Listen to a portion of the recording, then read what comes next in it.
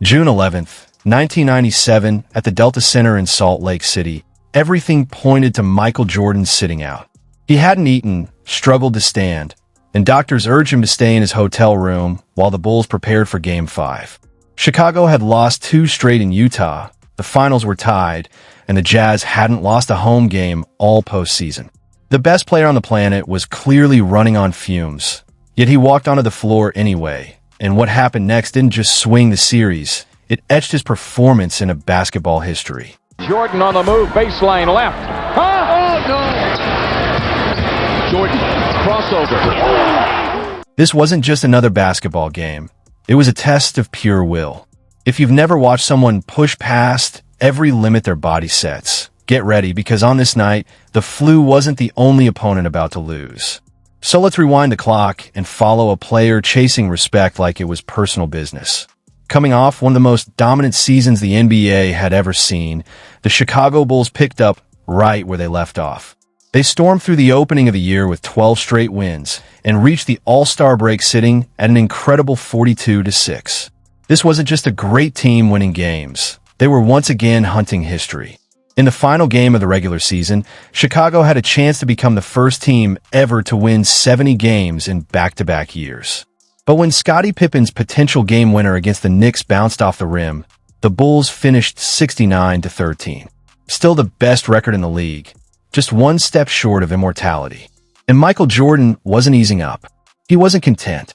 He still wanted more.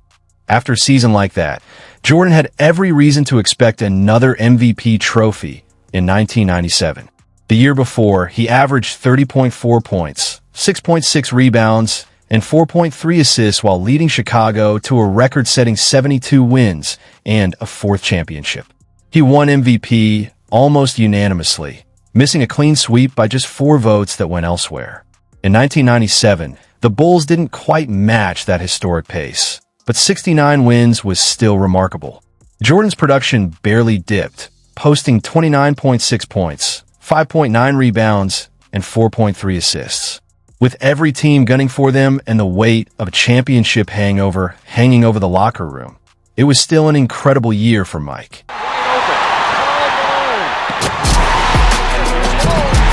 To the mailman, fake a 3, drive to the alley, hammered up, the mailman delivers. Karl Malone was in the middle of a career-defining season.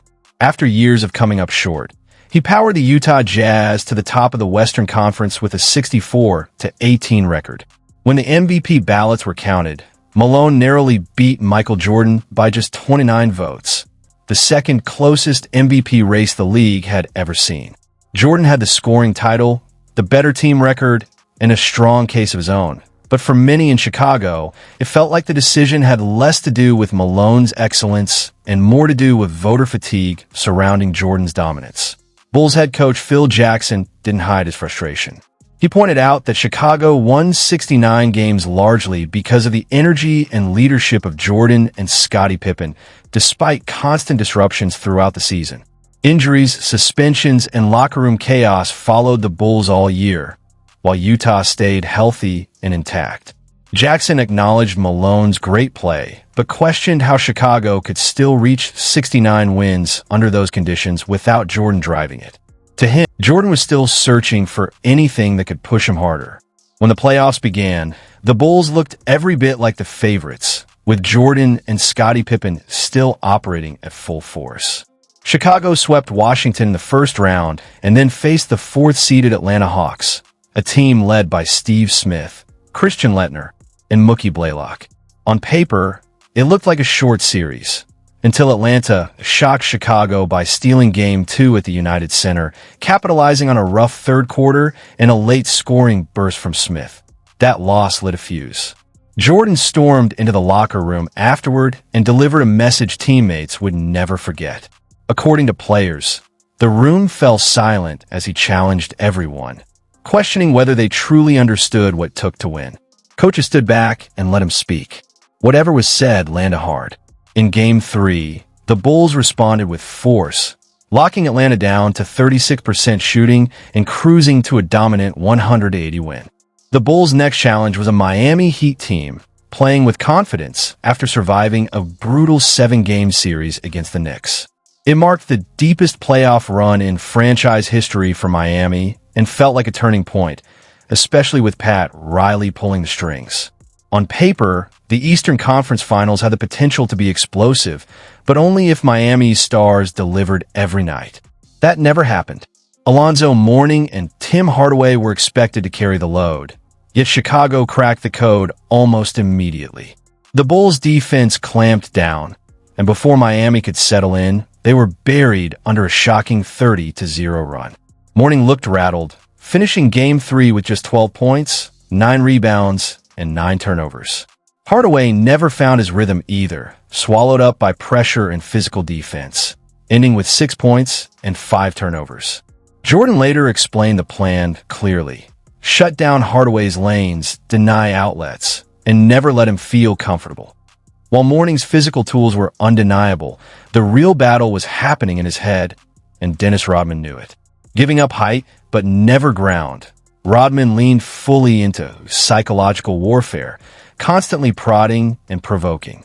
Even Jordan pointed out how Rodman's nonstop antics knocked Mourning off balance and cost him his composure. Miami managed to steal one win in Game 4 behind a strong showing from both stars. But the idea of beating a locked-in Bulls team 4 straight times was unrealistic. Chicago closed the series in Game 5 and marched into their second straight NBA Finals. This wasn't a competitive Eastern run. It was a methodical takedown. Jordan sliced through the conference with precision, knowing the real fight was still ahead. Waiting in the West were the Utah Jazz, and the man fueling Jordan's fire, Karl Malone. Fresh off an MVP season, Malone was no lightweight. He averaged 27.4 points, nearly 10 rebounds a game, and shot an efficient 55% from the field. With John Stockton directing traffic, Utah was a serious threat. The Jazz had split the regular season series with Chicago, matched them for the league's top offense, and even shot better from the floor. Still, the finals didn't open in Utah. They began in Chicago, and the Bulls wasted no time setting the tone. Game 1 was tense from start to finish. With under 36 seconds left, Jordan tied the game at 82 by sinking one of 2 free throws. Then, with 9.2 seconds remaining, Rodman sent Malone to the line, a moment that would quickly become unforgettable. Is scoreless here in the fourth quarter. Kerr open for 3. That's when Scottie Pippen stepped in and dropped one of the most ruthless lines the finals has ever heard.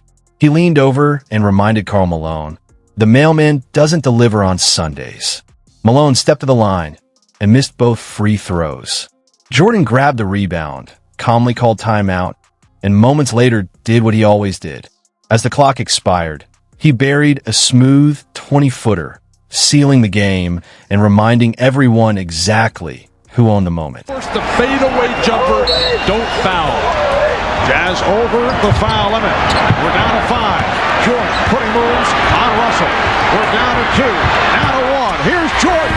Yes! Chicago jumped out to a 1-0 lead, or, as LA Times columnist Mark Heisler put it, MVP voters propose, but Michael Jordan disposes. The Bulls carried that momentum into Game 2, cruising to a 97-85 win. Ron Harper smothered John Stockton, and Karl Malone never found his rhythm, shooting just 6 for 20 while aggravating a hand injury he'd picked up earlier in the playoffs. But once the series shifted to Salt Lake City, the Jazz finally pushed back. Malone responded in Game 3 with a dominant 37-point performance, while Stockton chipped in 17 points and 12 assists. Game 4 became Stockton's moment.